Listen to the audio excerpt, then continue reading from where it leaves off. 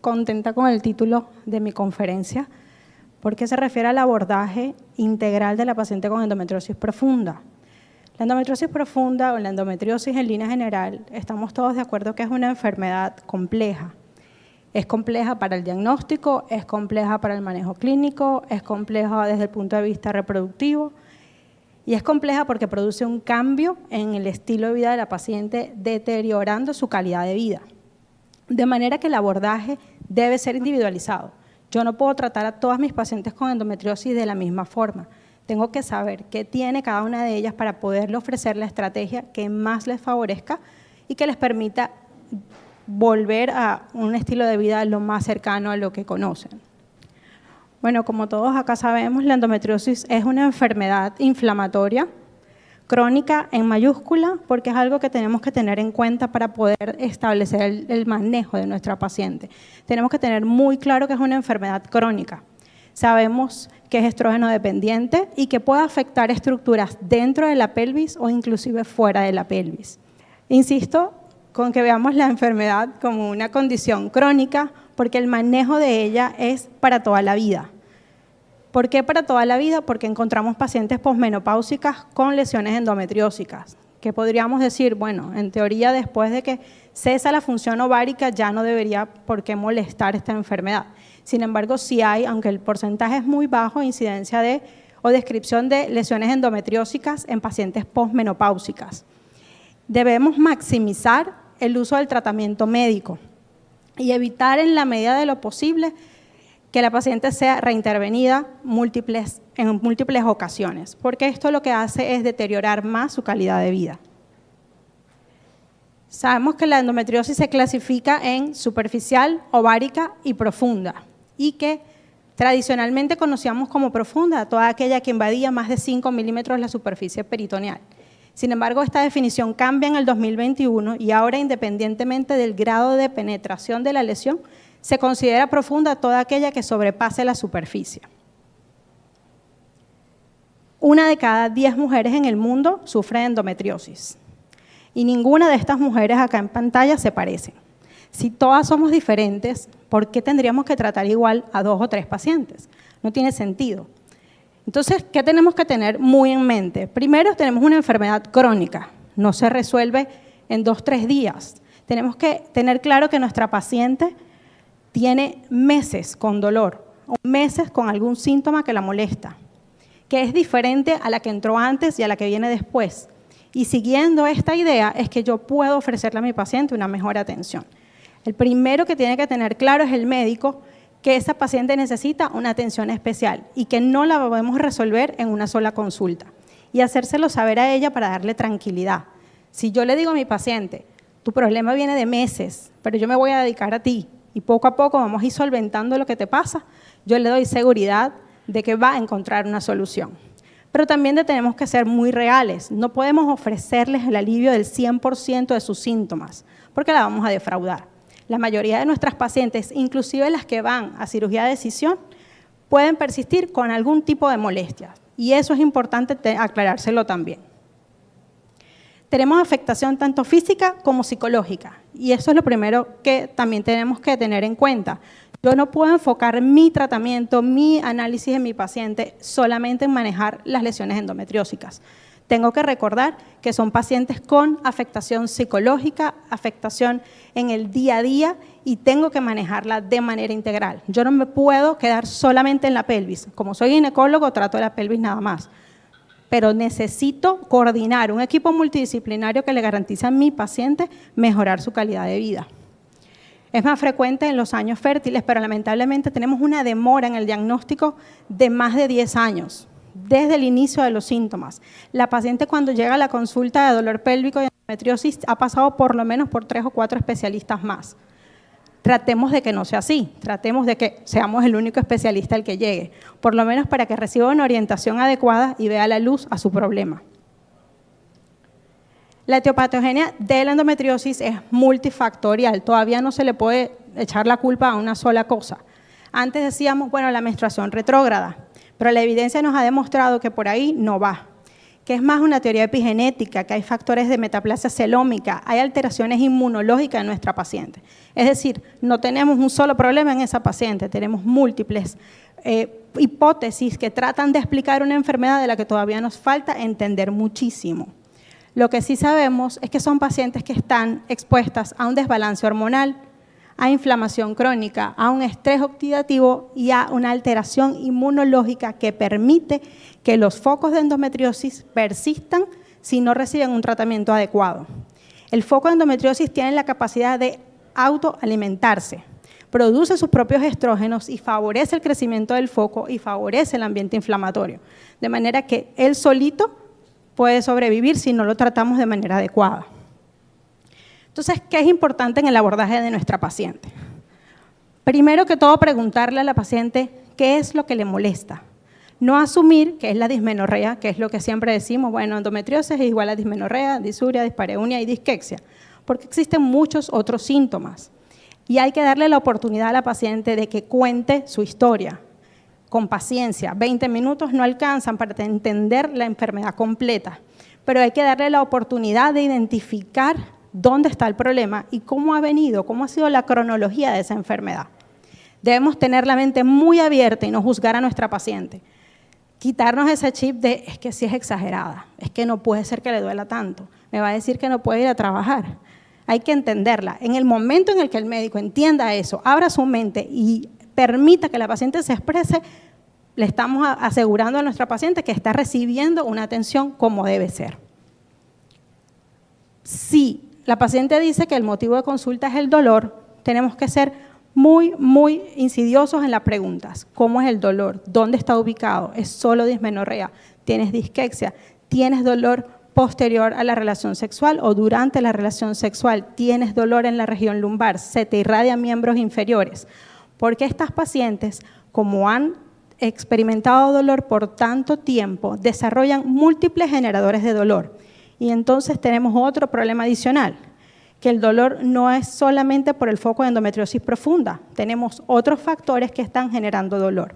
Y el interrogatorio es el que nos va a permitir identificar bien dónde están los dolores y cuáles son los múltiples generadores.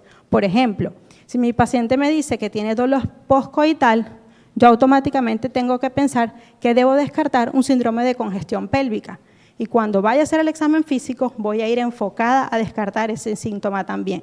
Si mi paciente me dice que sufre de disuria, entonces yo tengo que pensar que también hay patologías urinarias que me pueden estar provocando el dolor. Porque cuando hablamos de dolor pélvico crónico, la primera causa es gastrointestinal y la segunda es urinaria. Y los ginecológicos quedamos en tercer lugar. Entonces es importantísimo prestarle atención al interrogatorio y ser bastante insistentes en que el paciente pueda describir y seleccionar cuál es el dolor o cuál es el síntoma que más le molesta. Por supuesto, no podemos dejar por fuera la infertilidad, el insomnio, el estreñimiento. La paciente con estreñimiento siempre va a tener dolor. De manera que en el manejo de la paciente con endometriosis y dolor crónico tenemos que tratar el estreñimiento. Si no manejamos el estreñimiento, la paciente siempre se va a quejar, persiste el dolor y persiste el dolor. Entonces son múltiples los aspectos importantes. La nicturia, que quizás la paciente dice, no, es que yo me levanto a orinar en la noche porque tomo agua antes de acostarme, pero es que eso no es normal. Y la nicturia es un síntoma de endometriosis profunda. Entonces, si no lo interrogamos, ¿dónde está el problema? El paciente asume que es normal porque tenemos la cultura de que como tomo agua antes de acostarme, es normal que me levante a orinar, pero no es así, y menos en pacientes jóvenes. Entonces, cada síntoma debe ser analizado. Y en la medida en que nosotros vamos interrogando esto, nos vamos haciendo una listica de cuáles son las posibles causas del dolor de esta paciente. Y no enfrascarnos en que sea solamente la endometriosis profunda la que nos está causando el dolor. Para hacer esto es importantísimo llevar una historia clínica ordenada.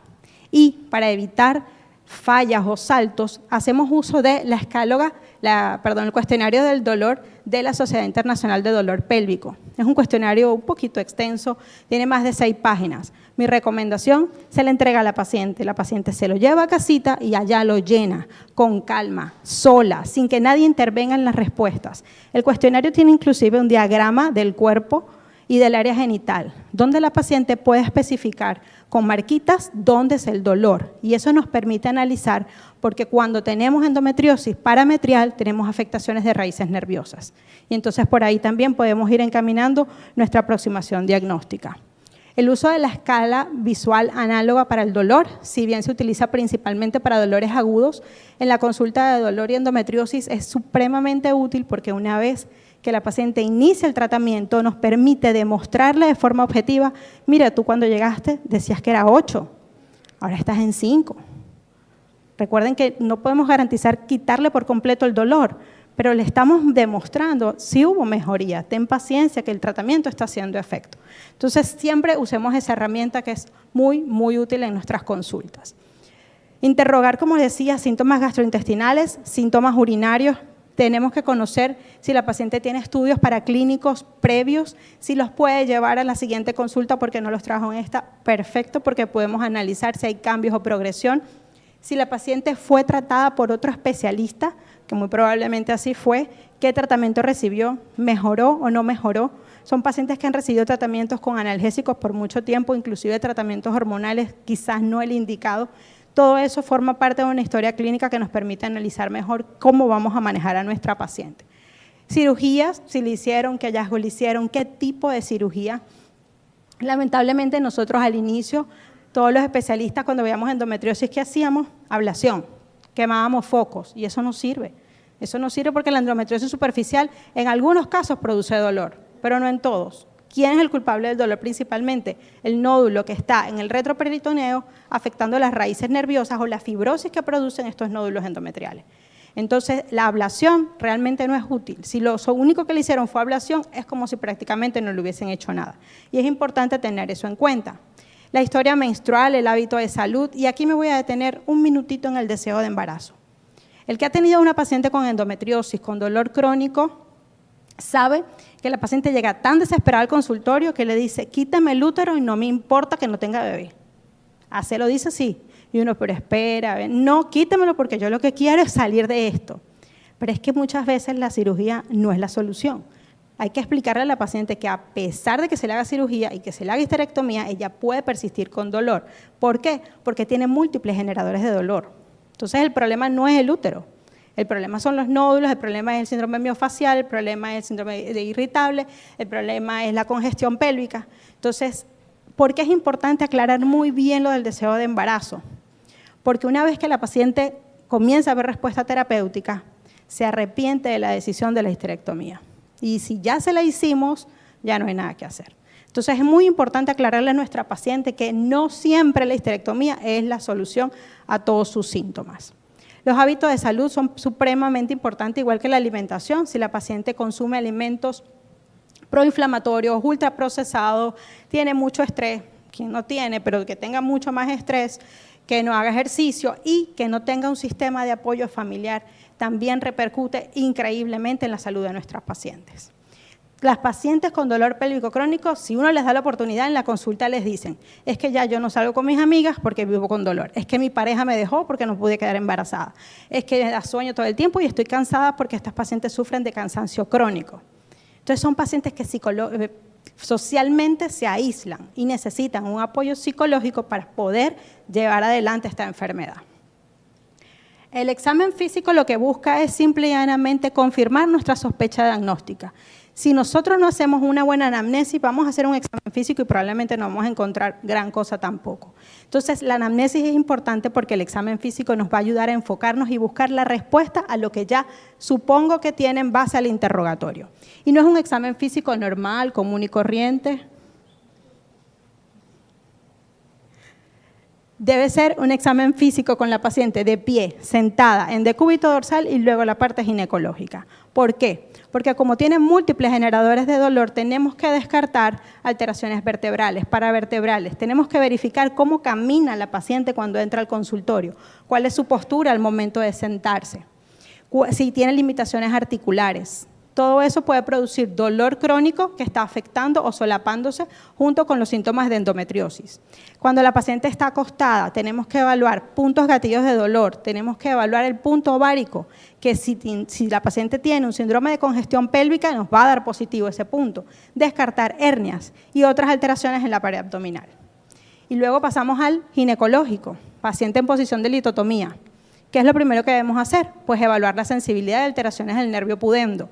¿Por qué? Porque la afectación parametrial produce patologías tanto vulvares como perineales. Entonces tenemos que evaluar la afectación. Y luego el tacto unidigital, un solo dedo. ¿Por qué un solo dedo? Primero, porque con un solo dedo vamos a explorar los músculos del piso pélvico. Y segundo, porque si la paciente tiene mucho dolor, no va a tolerar los dos deditos, vamos a disparar el dolor y no vamos a poder tener una evaluación objetiva. Tenemos que evaluar los 3 grupos musculares del piso pélvico, incluyendo los músculos piramidales. Si nos da positivo esta evaluación, nuestra paciente tiene un síndrome de mialgia de piso pélvico. Y si no le mejoramos ese síndrome, no podemos continuar con la evaluación. Y si le queremos pedir una ecografía, pues ni les cuento que a veces ni siquiera se la pueden hacer. Entonces, esta evaluación es muy importante. Si la paciente tolera, digamos, no está muy álgida en el momento de la evaluación, está tolerando, podemos proseguir a hacer la especuloscopia y el tacto bimanual si lo consideramos necesario.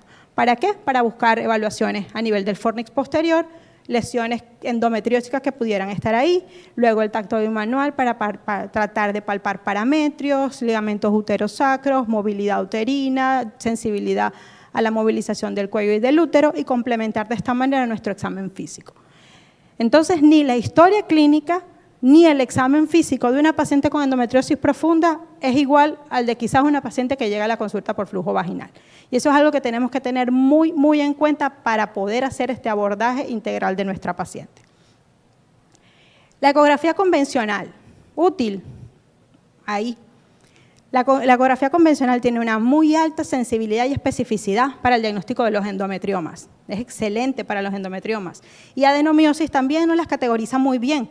Tenemos el signo del interrogado invertido, tenemos las lagunas intramiometriales, es perfecto. Ahí no vamos a tener duda. Y los endometriomas, pues ni hablar. Kissing ovaries, perfecto, se ve por ecografía convencional, cualquiera de nosotros en el consultorio la puede hacer. Pero ¿qué pasa con esta ecografía? Que tiene limitación en la evaluación de la endometriosis profunda. Y esta es la que nos causa la mayor veces problema. Además de que existe una alta asociación entre endometriomas y endometriosis profunda. ¿Qué quiere decir esto? Que si su paciente tiene endometriomas, muy probablemente tiene endometriosis profunda. Pero la ausencia del endometrioma no es igual a la ausencia de endometriosis profunda. Entonces, esto es un detalle muy importante que tenemos que considerar. Entonces, supongamos que llegó mi paciente con la ecografía y dice que tengo endometriomas y adenomiosis. ¿La puedo llevar a una laparoscopia para hacerle cistectomía de esos endometriomas? Pues definitivamente no. En base a lo que les acabo de comentar, que existe una alta asociación con las endometriosis profundas, tenemos que hacer obligatoriamente un mapeo para endometriosis profunda en estas pacientes. ¿Resonancia o ecografía? Si me preguntan a mí, ecografía. Pero realmente van a utilizar el método que esté desarrollado en el sitio donde ustedes trabajan. Tanto la resonancia como la ecografía tienen muy buena sensibilidad y especificidad para el diagnóstico de endometriosis profunda. El problema está en quién interpreta las imágenes. Entonces tenemos que saber a quién tenemos en el equipo para entonces nosotros poder definir con qué vamos a trabajar. ¿La endometriosis es igual a cirugía? No, no siempre. Normalmente, ¿qué deberíamos hacer? Ofrecer tratamiento médico a nuestra paciente inicialmente y luego el quirúrgico. Pero eso va a depender. ¿De qué va a depender? De la presencia, de la localización, el tamaño y el compromiso de las lesiones. Cuando le damos este tipo de manejo a nuestras pacientes, siempre tiene que ser con un equipo multidisciplinario. Tenemos que identificar qué tiene nuestra paciente y focalizar cada una de las alteraciones que hemos identificado para poder darle el manejo adecuado. La localización, ¿por qué? Porque los nódulos de endometriosis profunda en pared abdominal responden muy mal al tratamiento médico, prácticamente no mejoran. Esa paciente tiene criterio quirúrgico inmediatamente. Sin embargo, los endometriomas pueden disminuir hasta un 75% su tamaño luego de un año de tratamiento con Dienogés o cualquier otro tratamiento hormonal adecuado. Entonces, ¿va directo a cirugía? La mayoría de las veces no. Lo ideal sería que cumpliera por lo menos 12 semanas de tratamiento médico antes de definir la conducta quirúrgica. Pero ¿qué pasa si tenemos un endometrioma de 14, 12 centímetros o tenemos un nódulo rectal que compromete más del 50% de la luz? Esa paciente tiene que ir a cirugía. La paciente que tiene un compromiso de más del 50% de la luz tiene un alto riesgo de obstrucción intestinal y no podemos permitir que consulte por una obstrucción intestinal. Entonces, esa paciente sí puede ir directamente a cirugía. Tratamiento médico hormonal.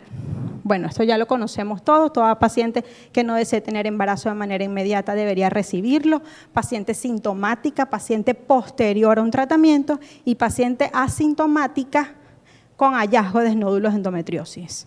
¿Por qué? Porque el nódulo de endometriosis sin tratamiento progresa más rápido y va convirtiéndose en la enfermedad cada vez más severa si no recibe tratamiento.